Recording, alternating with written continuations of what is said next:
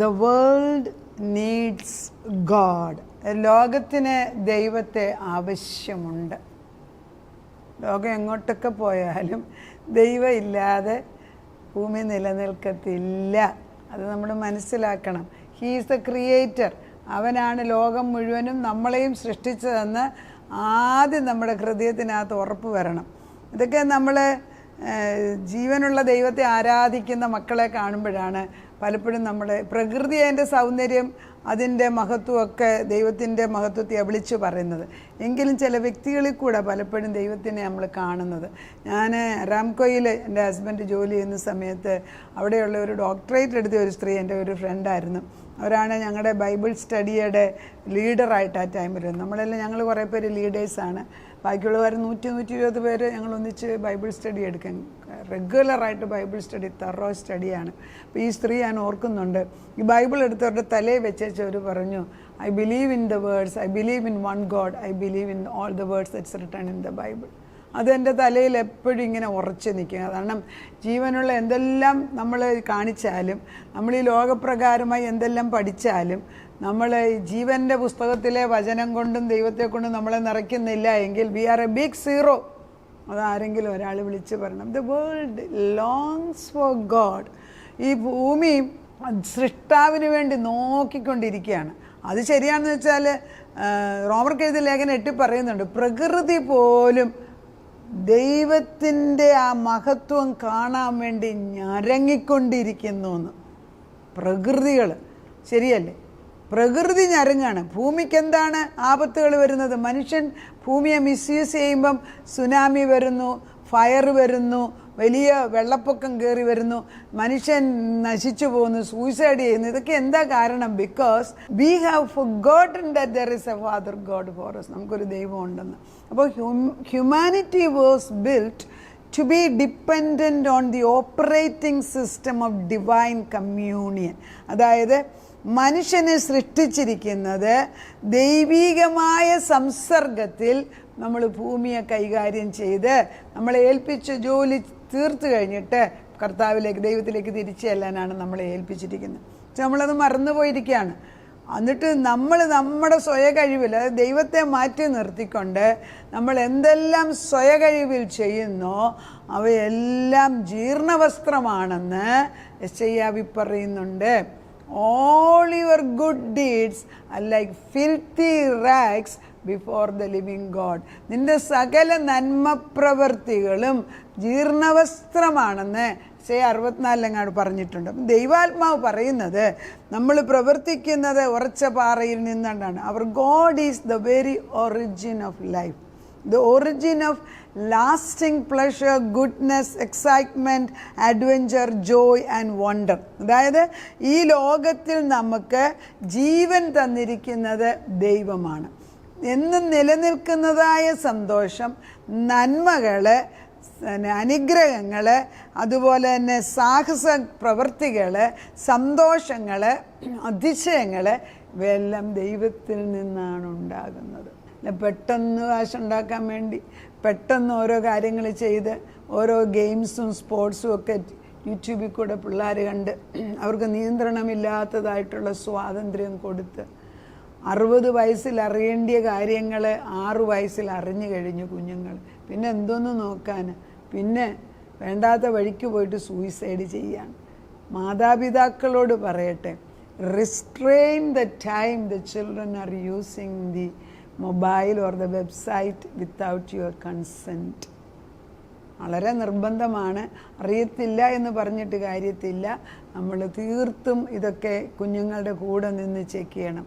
അവരെന്താ നോക്കുന്നതെന്ന് നമുക്കറിയാനുള്ള സ്വാതന്ത്ര്യം ചെറുപ്രായത്തിൽ എക്സസൈസ് ചെയ്യണം. അതൊക്കെ ചെയ്തില്ല എങ്കിൽ അത് ആപത്തായി മാറും. അതുകൊണ്ട് ദൈവം പറയാണ്, being with him is the rest and assurance of freedom.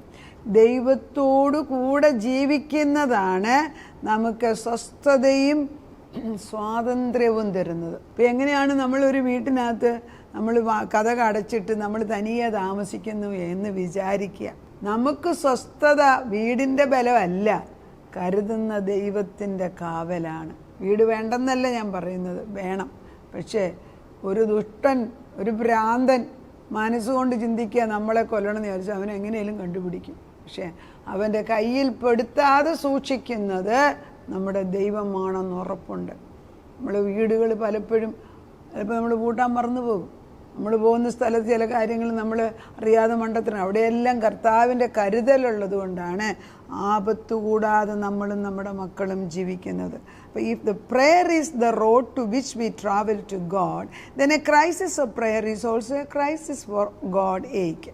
അതായത് നമ്മൾ പ്രാർത്ഥനയാണ് ദൈവത്തെ കാണുന്ന ഒരു മാർഗമെങ്കിൽ, പ്രാർത്ഥന കുറയുന്നെങ്കിൽ ദൈവത്തെ കാണുന്നതും കുറയുന്നു. വളരെ പ്രധാനമാണ്. എന്തുകൊണ്ടാണ് ചിലർ കിടന്ന് ദേഷ്യപ്പെടുന്നത്? അതിന് എക്സാമ്പിൾ പറയും. എപ്പോഴും പുള്ളിക്കാരന് ദേഷ്യമാണ്, എല്ലാത്തിനും ദേഷ്യം. ഇത് ദൈവത്തിൻ്റെ മുമ്പിൽ കൊണ്ടുവന്ന് നമ്മുടെ ദേഷ്യ സ്വഭാവം, നമ്മുടെ ആവശ്യവും ഏൽപ്പിച്ചിട്ട് അവനൊരു ഉത്തരം തന്നിട്ടാണ് നമ്മൾ ജീവിതം തുടങ്ങുന്നതെങ്കിൽ നിൻ്റെ ദേഷ്യത്തിന് ഒരു കാര്യമില്ല. എന്തിനാണ്? അവനറിയാതെ ഒന്നും എൻ്റെ ജീവിതത്തിൽ സംഭവിക്കത്തില്ല എന്ന് ഉറപ്പ് പറയുമ്പോഴാണ് നമുക്ക് ബലം വരുന്നത്. അത് ദൈവമാണ് തന്നെ. അപ്പം പ്രാർത്ഥനയുടെ കുറവാണ് നമ്മുടെ ദേഷ്യത്തിൻ്റെ ഒരു കാരണം. പ്രാർത്ഥനയുടെ കുറവാണ് നമ്മുടെ അസ്ഥിരതയുടെ ഒരു കാര്യം. പ്രാർത്ഥിക്കുമ്പോൾ ദൈവം കേൾക്കുന്നുവെന്നും ദൈവം നമുക്ക് ഉത്തരം തരുമെന്നും നമ്മൾ അറിയണം. We need god himself. We need to rediscover how to know him. നമുക്ക് ഒരു ആർട്ടിഫിഷ്യൽ ദൈവത്തെ അല്ല ഇവിടെ ആവശ്യം, യഥാർത്ഥ ദൈവത്തെ, സത്യദൈവം ആരെന്ന് നമ്മൾ അറിയണം. വേദപുസ്തകം ഇവിടെ ഇരിക്കുകയാണ്. ഈ സത്യവചനത്തിൻ്റെ മുൻപിൽ വേറെ ഒരു ശക്തിക്കും ഒരു പുസ്തകത്തിനും നിൽക്കാൻ അവകാശമില്ല എന്ന് എൻ്റെ മനസ്സിൽ ഉറപ്പ് വരുമ്പം എനിക്ക് ഉറപ്പായി. ആ ഉറപ്പ് നമ്മൾ ദൈവവുമായിട്ട് ഇരിക്കുമ്പോഴാണ് ഉണ്ടാകുന്നത്. The more you read the Bible, the more you read into it, the Bible reads you. അതായത് എന്നെ വായിക്കുകയാണ് ബൈബിള്. അപ്പോൾ അതിലുള്ള ബലഹീനതകൾ കാണുമ്പോൾ, അതിലുള്ള ഗുണങ്ങൾ കാണുമ്പോൾ അത് നമ്മളോട് സംസാരിക്കുകയാണ്. ഇത് എന്നിലും ഉണ്ടോ, ഈ നന്മയുണ്ടോ, ഈ കുറവ് എന്നിലും ഉണ്ടോ, ഉണ്ടെങ്കിൽ അത് പരിഹരിക്കേണ്ടത് എങ്ങനെ, എല്ലാം വ്യക്തമായിട്ടും ഏതൊരു പ്രശ്നത്തിനും, ഈ ഭൂമിയിൽ നടക്കുന്ന ഏതൊരു കാര്യത്തിനും ഉത്തരം ഈ പുസ്തകത്തിൽ ഉണ്ട്. സംശയമില്ല. ഏതൊരു കാര്യം, ജീവിതത്തിൽ ഏത് അനുഭവം എടുത്തോ അതിനൊരു കോറിലേറ്റഡ് ആയിട്ടുള്ള ഒരു അനുഭവം വേദപുസ്തകത്തിൽ കാണും. പരീക്ഷിച്ച് നോക്കാം. അപ്പം നമ്മൾ വിചാരിക്കും കുറച്ച് കൂടുതൽ പഠിച്ചത് കൊണ്ടോ കൂടുതൽ അതിൻ്റെ അടുക്കലിരുന്നോ ഒന്നുമല്ല. All our theological head knowledge does not much of a dent on our being loving, kind, generous, gentle, joyful. Knowledge alone cannot change. അതായത് എന്തെല്ലാം സ്വർഗത്തിൻ്റെ കാര്യങ്ങൾ നമ്മൾ പഠിച്ചു വയ്ക്കുന്നാലും ദൈവത്തിൻ്റെ അടുക്കൽ ഇരിക്കുന്നില്ല എങ്കിൽ ദൈവത്തിൻ്റെ സ്നേഹമോ ദൈവത്തിൻ്റെ ദയയോ കരുതലോ കരുണയോ നമ്മളിൽ ഉണ്ടാകത്തില്ല. അപ്പോൾ ഉണ്ടാകണമെങ്കിൽ നമ്മൾ ദൈവത്തെ മുഖാമുഖം കാണണം.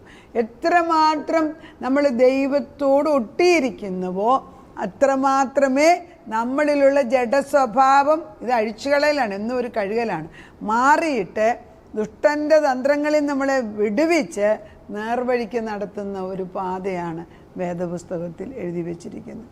അപ്പോൾ the music of our faith becoming all scales and rehearsals, no dancing dad, ഒരു വിശുദ്ധൻ എഴുതിയാണ്.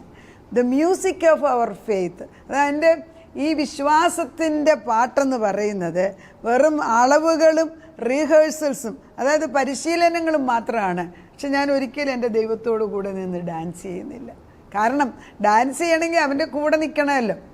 ഒരു സ്ത്രീ ഒരു പുരുഷനും ഡാൻസ് ചെയ്യുമ്പം അവരടുത്ത് നിന്നാണ് ഡാൻസ് ചെയ്യുന്നത്. ദൈവത്തിൻ്റെ അടുക്കൽ ചെന്ന് അവൻ്റെ കാലുകളുടെ നീക്കം, അവൻ എങ്ങനെയാണ് പോകുന്നതെന്ന് മനസ്സിലാക്കുന്നില്ല എങ്കിൽ we are far away from him. അപ്പോൾ prayer should become a place of adventure, wonder, something you can't live without because it is so deeply satisfying. It's called beholding. അതായത് പ്രാർത്ഥനയെന്ന് പറയുന്നത് ഒരു വണ്ടറാണ്, ഒരു അതിശയമാണ്, ഒരു അഡ്വഞ്ചറാണ്. അത് ഈ പ്രാർത്ഥന കൂടാതെ ജീവിക്കാനൊക്കത്തില്ല. അതിന് എക്സാമ്പിൾ ഞാൻ പറയാം. നമുക്ക് ഒത്തിരി പ്രയാസമുള്ളൊരു ന്യൂസ് കേട്ടെന്നിരിക്കട്ടെ, നമ്മുടെ മക്കളെക്കുറിച്ചോ അപ്പനെക്കുറിച്ചോ അല്ല നമ്മുടെ ജോലിയെക്കുറിച്ചോ. അപ്പം നമ്മൾ ആദ്യം അങ്ങ് വല്ലാതെ അങ്ങ് നമ്മൾ വരയ്ക്കാൻ തുടങ്ങും. കാരണം നമുക്കത് താങ്ങാനൊക്കത്തില്ല. പക്ഷെ ക്രമേണ ആ ഒരു ആദ്യത്തെ ആ ഒരു സ്ട്രെസ് അങ്ങോട്ട് കഴിഞ്ഞിട്ട് നമ്മൾ ക്രമേണ ദൈവത്തിലോട്ടാകുമ്പോഴത്തേക്ക് ആരോ നമ്മുടെ ഈ ഭാരമെല്ലാം അഴിച്ചങ്ങോട്ട് മാറ്റി വെച്ച് നമ്മുടെ ഉള്ളിലേക്ക് ദൈവം വരുന്നതായിട്ട് കാണും. ആ ശാന്തത. ലോകത്തിൽ എനിക്ക് പരിഹരിക്കാൻ വയ്യാത്ത പ്രശ്നം വല്ലതും ഉണ്ടോ? ആകാശമണ്ഡലവും ഭൂമിയും ഭൂതലവും സൃഷ്ടിച്ച എനിക്ക് എൻ്റെ മക്കളുടെ കാര്യം വലുതാണോ? ഞാനല്ലേ അവരെയും സൃഷ്ടിച്ചത്. നീ അവരെക്കുറിച്ച് വേദനിക്കുന്ന പോലെ ഞാനും അവരെക്കുറിച്ച് വേദനിക്കുന്നില്ലേ?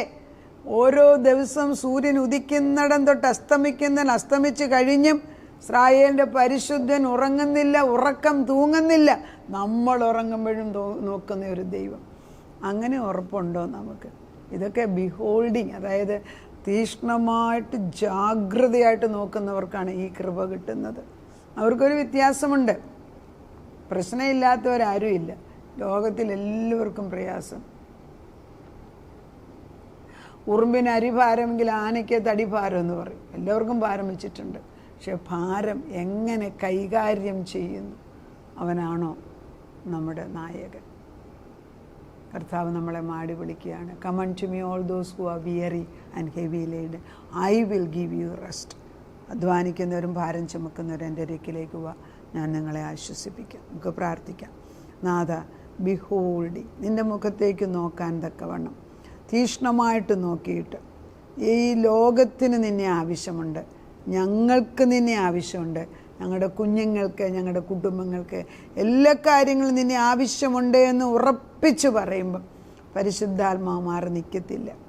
പരിശുദ്ധാത്മാവ് ഒരിക്കലും, വളരെ സെൻസിറ്റീവാണ് പരിശുദ്ധാത്മാവ്, എങ്കിലും പരിശുദ്ധാത്മാവ് ഞങ്ങളുടെ യഥാർത്ഥ പ്രശ്നം എന്താ, എത്ര ദേഷ്യപ്പെടുന്നവരായിരിക്കാം, എത്ര സങ്കടം പറഞ്ഞ് ആവലാതി പറയുന്നവർ, എങ്കിലും അതിൻ്റെ അടിത്തട്ടിൽ എന്താണ് പ്രശ്നമെന്ന് മനസ്സിലാക്കി അതിനുത്തരം തരുന്ന ഒരു പരിശുദ്ധാത്മാവ്, പിതാപുത്ര പരിശുദ്ധാത്മാവിൻ്റെ സാന്നിധ്യം ഇന്നു മുതൽ ഞങ്ങളുടെ ഭവനങ്ങളിൽ, ഞങ്ങളുടെ മക്കളിൽ, മരുമക്കളിൽ, കൊച്ചുമക്കളുടെ പ്രാർത്ഥനാ വിഷയങ്ങളിൽ, ഞങ്ങളുടെ ആവശ്യങ്ങളിൽ പൂർണ്ണമായിട്ടും ഭരിക്കട്ടെ. അപ്പച്ച അതിനത് ചെയ്യുന്നതിനാൽ നന്ദിയോടെ സ്തോത്രം. അവിടുന്ന് അറിയാതെ ഒന്നും സംഭവിക്കത്തില്ല. അല്പകാലത്തേക്കുള്ള ലഘുവായ കഷ്ടം അത്യന്തം അനവധിയായ ദൈവത്തിൻ്റെ തേജസ്സിൻ്റെ മഹത്വത്തിനായി മാറട്ടെ എന്ന് അടിയങ്ങൾ പ്രാർത്ഥിക്കുന്നു. അവിടുന്ന് പ്രാർത്ഥനയുടെ ഉത്തരം തന്നതിന് നന്ദി. യേശു ക്രിസ്തുവിൻ്റെ പൊന്നുനാമത്തിൽ തന്നെ ആമേൻ.